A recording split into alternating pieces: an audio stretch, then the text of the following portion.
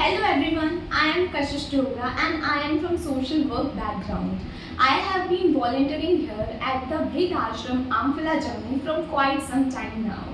So हमने यहाँ पर एक सीरीज स्टार्ट की है जिसका नाम है इकोज ऑफ लाइफ, जिसमें हम अपने इनमेट्स को रोज़ ही डे 1 डे 2 कर जितने इनमेट्स हैं उनकी लाइफ के बारे में आप सबको अवगत कराएंगे। तो आज हम हैं यहाँ पर स्नेह प्रभा जी के साथ और आज हम करेंगे इन्हीं से कुछ बातचीत, कुछ खट्टी कुछ मीठी, कुछ इनके जीवन की कहानियाँ, कुछ इनसे सीखी गई हमारे लिए बहुत ज़रूरी सीखें। चलिए तो फिर शुरू करते हैं। नमस्ते आंटी। नमस्ते। सबको हाय बोलो। हाय। नमस्ते भी करो। नमस्ते जी। और कैसे हो आप? बस ठीक हूँ मैं।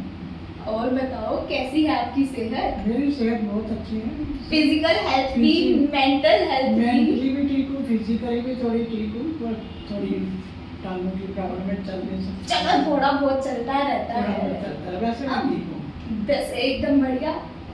ठीक है।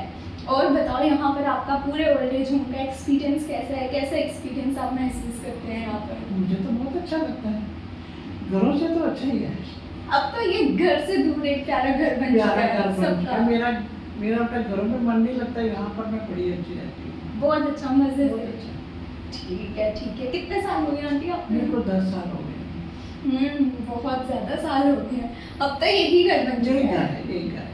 तो बताओ कुछ ऐसे अपने जीवन की कुछ गाथा बताओ उनको, जिससे हमें कुछ सीखने को मिले, हमको भी, डिजिटल ऑडियंस को भी, सबको कुछ बताओ। कुछ गुजरात का सफर। मैं सबको बता दूँ ये आंटी बेसिकली जम्मू से ही है और इनकी जो शादी है वो गुजरात में हुई है। तो ये फिर कुछ देर बहुत टाइम तक अपने गुजरात में रहे, तो अब वापस इनके जम्मू में आ गए हैं। तो इनसे कुछ जानते हैं गुजरात के बारे में, बताओ। मेरी शादी गुजरात में हुई थी, वहाँ पर मैं 32 साल रही हूँ। गुजरात बहुत अच्छा है, बहुत अच्छा सिटी है। खाना वाना तो वहाँ का मुझे बड़ा पसंद है।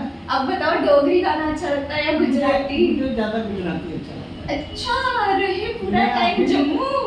अभी भी बड़ा याद करती हूँ गुजराती खाना। तो अब तो बनाना भी आया होगा इतने साल वहाँ रहने। मैं सब बना लेती थी। सब?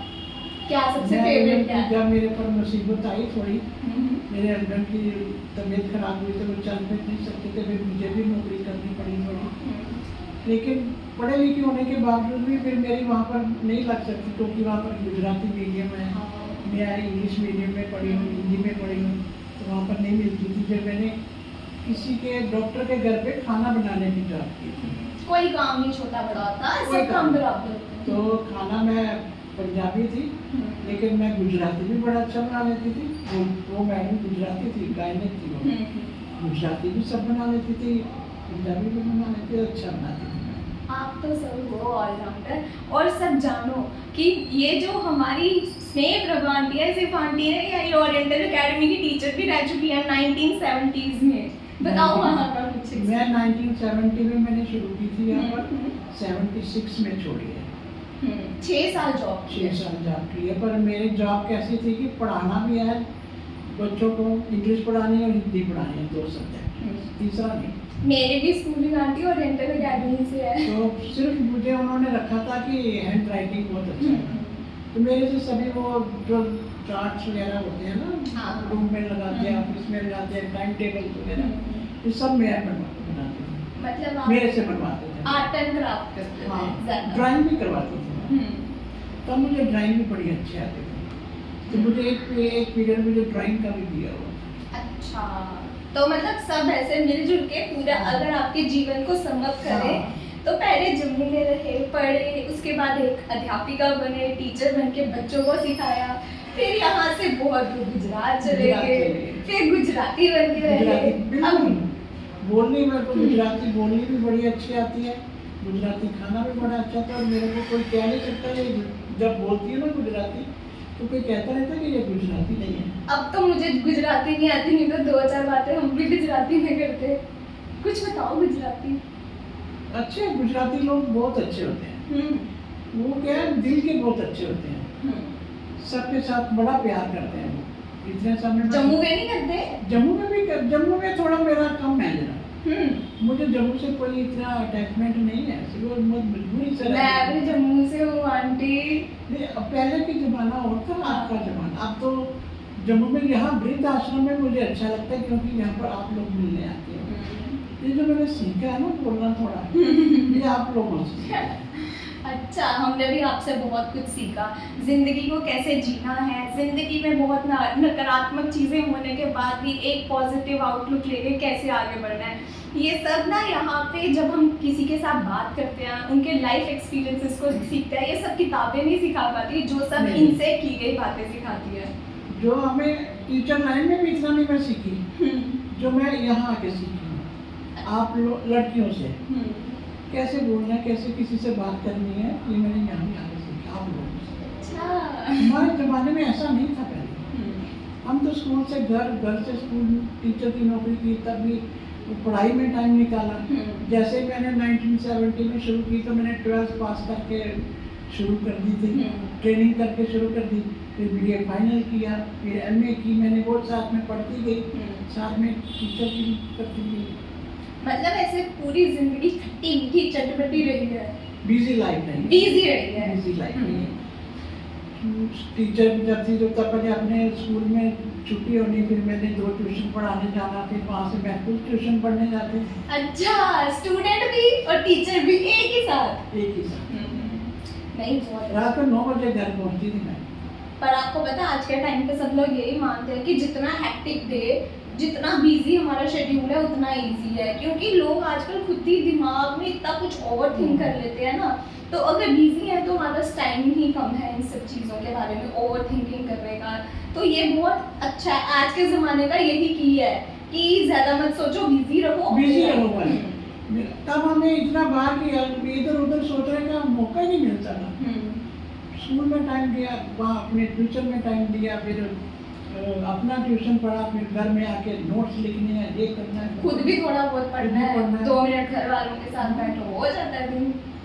चलो अब ये बताओ कि मैं तो आपसे बहुत देर से मिलती हूँ, मेरे साथ कैसा महसूस करते हो? तेरे साथ तो मेरा माँ बेटी का रिश्ता है। ये तो बात है, इस माँ बात बेटी पे का रिश्ता है, माँ बेटी का रिश्ता है। नहीं, सही तू बात। नहीं आती ना तो मुझे इतनी याद आती है, मैं तो फिर अफ्तर को फोन भी कर लेती हूँ। हाँ, फोन भी कर लेते हैं, इसमें क्या है, मैं तो आती ही रहूँगी आंटी, इसमें क्या, आप सबके लिए तो है। मुझे अभी पूछा था कि किसी लड़की ने लेना, मैंने कहा मौके पर तुझे नहीं पता, तू मेरी ही लड़की, इसलिए तेरे से फ्री होकर बात कर रही हूँ। ठीक है, अब और ऐसे बताओ कि जब आपकी तो अरेंज मैरिज थी, तो जब आपको ऐसे पता चला कि हाँ शादी हो रही है और बहुत दूर हो रही है, तो आपका क्या मतलब ऐसे फर्स्ट रिएक्शन क्या था? आप अरेंज मैरिज तो थी मेरी, पर मैंने देखा भी नहीं था, देखा भी नहीं बिना था? देखे, खाली फोटो देखी। सिर्फ फोटो देख के आराम से? मेरे में इतना वो नहीं था कि कोई घमंड नहीं था पढ़ाई का कि मैं इतनी पढ़ी हूँ, तो सब बोलते लड़का तो 10वीं पास है। तो मैंने कहा चलो कमाता तो है ना, कमाने की भी बात छोड़ो, फिर जितना भी कमाएगा उसमें गुजारा हो जाता है, लेकिन कोई ऐप नहीं होना चाहिए, शराब सिगरेट ये खाने कुछ पीने का कुछ नहीं। पर ये फिर हमने पता कराया ना वहाँ पर, दूर था, फिर मेरे मामा मामी गए पता करने के लिए, वो जो मेरे ससुराल वाले थे, वो सास तो थी नहीं मेरी, सास तो मेरी इधर जम्मू में थी। अच्छा, सास जम्मू में रहती थी? जहाँ पहले में रहते थे, सास जम्मू में थी, तो ये मेरे मामा मामी उधर गए थे, तो मेरे जेठ बेचारे वो बाहर ही नहीं जाने देते थे। फिर मेरी मामी मामे ने बोला कि ये तो हमें बाहर ही नहीं जाने देते अकेले, तो 10 बजे रात को फिर कहते हैं हम चक्कर लगा के आते हैं दोनों। फिर एक दुकान खुली थी, वहाँ से पूछा था, तो बोलते नहीं लड़का तो बहुत अच्छा, उसको कोई ऐप नहीं है, बहुत अच्छा लड़का है, परफेक्ट मैच है आपकी बेटी के लिए। वो हाइट भी अच्छी थी उसकी, मेरे मुताबिक थी, मेरी थोड़ी बॉडी थोड़ी भारी थी, वो पतले थे, पर हैंडसम थे। हाँ हैंडसम थे, पतले थे वो। तो फिर सब बोलने लगे कि मेरे घर वालों ने बोला कि वो लड़की थोड़ी भारी है, फोटो देखी है तूने? बोलते मुझे हमें कोई प्रॉब्लम नहीं है, मेरी सास भी कह रहे हैं कि हम जितनी भी बहुएं लाए ना पतली लेके आए, अब हमारे घर में आगे मोटी हो जाए तो हम बात थोड़ा निकालेंगे। अच्छा, वेरिएशन ले आते हैं थोड़ी। बोलते कोई बात नहीं है, पर एक कभी इन्होंने कुछ बोला नहीं कभी, कभी मतलब जीवन एकदम आराम से। हाँ थोड़ा गुस्से वाले थे वैसे। चलो होता है, ऊपर नीचे चलती रहती है, जीवन है, ऊपर भी होगा, ऐसे वेव्स जैसे जाएगा, ऊपर नीचे ऊपर नीचे। जब दिन की डेथ हुई तब बोलते थे कि तू मेरे बिना कैसे जिएगी, तू तो, तेरे को तो अकेले रहने की आदत ही नहीं है, तू तो अकेले डरती है। मैंने कहा पता नहीं अब ऊपर वाला कैसे रखेगा। इनको पता था कि मुझे, मैं पहले जाऊंगा। मैंने कहा ये कोई जरूरी तो नहीं है, ये नहीं बीमार थे ना 8 साल से, बिल्कुल बेड के ऊपर। 8 साल से 8 साल स्पाइन की तकलीफ हुई इनको, तो ये फिर बेड के ऊपर ही हो गए। इनका सारा काम मुझे करना होता। तो कितने साल हो गया अंकल की बीमारी 18 से? साल हो गए। 18 साल 18 18 साल 2008 में डेथ हुई थी। 18 साल तो बहुत लंबा है। जिस दिन डेथ हुई होनी थी ना, उस दिन भी मेरे को कहते थे सामने वालों को बुला के लाओ, बुला के लाओ। बुला, सामने हमारे घर है उनको बुला के लाओ। मैंने कहा क्या काम है उनका, वो क्या करेंगे आपकी? बोलते नहीं मुझे काम है कुछ। तो मैं उनको बुला के लाए, बोलते मेरा कोई पता नहीं है, इसका पीछे से ध्यान रखना है। पता है लाइफ पार्टनर जैसा कोई भी नहीं। इसका पीछे से ध्यान रखना है, ये बहुत मतलब कि चालाक नहीं है। हाँ। मतलब कि इसको कोई कहेगा ना कि घर में तुम्हारे ये है तो मुझे दे दो, तो फट निकाल के दे देगी। लेकिन लोग बड़े आजकल चालाक होते हैं। वो तो मैं तो आपको जानती हूँ, मुझे तो पता है। फिर वो, मैंने कहा ऐसी कोई बात नहीं है, ये थोड़ा माइंड में है क्या। लेकिन मुझे किसी ने बोला कि जब तक आप इनके बेड के आसपास घूमोगे इनके जान नहीं निकलेगी। यही हुआ था। सच में जब तक मैं घूमती रही, जब मैं चप्पल पहन के बाहर निकली ना तो उन्होंने जान लिया। जब गई थी सांस चल रही थी, मैं एम्बुलेंस को फ़ोन करने गई थी, तो जब आई तो देखकर खत्म हो गई। एम्बुलेंस वाला आया, उसने उठाया, बोलते खत्म हो गई। मोह होता है ना बीच में। हाँ, अरे वो तो है, सही बात। उनको ये था कि ये करेगी, पीछे से अकेली कैसे से। अकेले कैसे रहोगे, और एकदम आपका मायके यहाँ जम्मू वहाँ गुजरात में अकेले। कहते थे मुझे यहाँ तेरे को कोई नहीं पूछेगा, तू तेरे भाई के साथ चली जाना वहाँ। मेरा भाई बहुत अच्छा है, उसके ऊपर उनको बहुत भरोसा था मेरे भाई का। बोलते सब दुनिया छोड़ देगी तेरे को, तेरा भाई भी तेरे को छोड़ेगा। तो भाई बहन का रिश्ता ऐसा। तो कहते वो लेके जाएगा। फिर वो ले आया इधर, लेकिन फिर मेरी भाभी ने बोला कि देखो ये इतने साल वो जीजा जी के बंदिश में रही है, तो उनकी सुनती थी, उनकी करती थी, तो अब ये हमारे घर में रही तो हमारे हिसाब से चलना पड़ेगा। हम इनको एक अलग रूम ले देते हैं, खर्चा तो हम देंगे सर, अलग रूम ले देते हैं, या अपनी ज़िंदगी खुद जी, अपनी मर्जी से उठे, मर्जी से खाना खाएं, अपने टाइम पर खाएं। हमारे घरों में तो क्या है, कभी रात को 10 भी बज जाती है, तो कभी देर भी हो जाती है, कभी मेहमान आ जाते हैं, तो इनको ये डिस्टर्ब होंगे।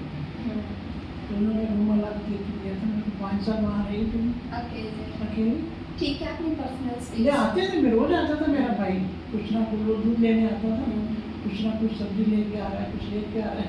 मतलब फिर 5 साल आप जम्मू में ही। हाँ, ज़्यादा थोड़े, कभी 15 दिन भाई के घर रह लिया, कभी बहन के घर, कभी दूसरी बहन के घर। फिर मैंने सोचा कि इन्होंने मुझे कुछ नहीं बोला, मेरे भाई बहनों को खर्चा देते थे। मैंने खुद ही सोचा कि जब तक मेरा भाई है तब तक मेरे को दे रहा है, और पहले किसने जाना ये तो कोई पता नहीं नहीं। पता। तो भाई के बच्चे थोड़ा मेरे को पूछेंगे, तो बहनें दे रही हैं, अगर बहनें हैं तो दे रही हैं, तो उनके बच्चे थोड़ा मेरे को देंगे। मैंने कहा इससे तो अच्छा मैं अभी ठीक ठाक हूँ, तो मैं अपना कहीं वृद्धाश्रम में चली जाऊँ। मेरे भाई से पूछने की हिम्मत नहीं थी। फिर भी मैंने बड़ी हिम्मत करके पूछा, तो मेरे भाई ने बोला नहीं जाना। नहीं जाना। फिर 5 साल में नहीं आई। फिर और नहीं आए। फिर मैं चली गई गुड़गांव रहने के लिए। मेरी बहन की लड़की मेरे को ले गई गुड़गांव?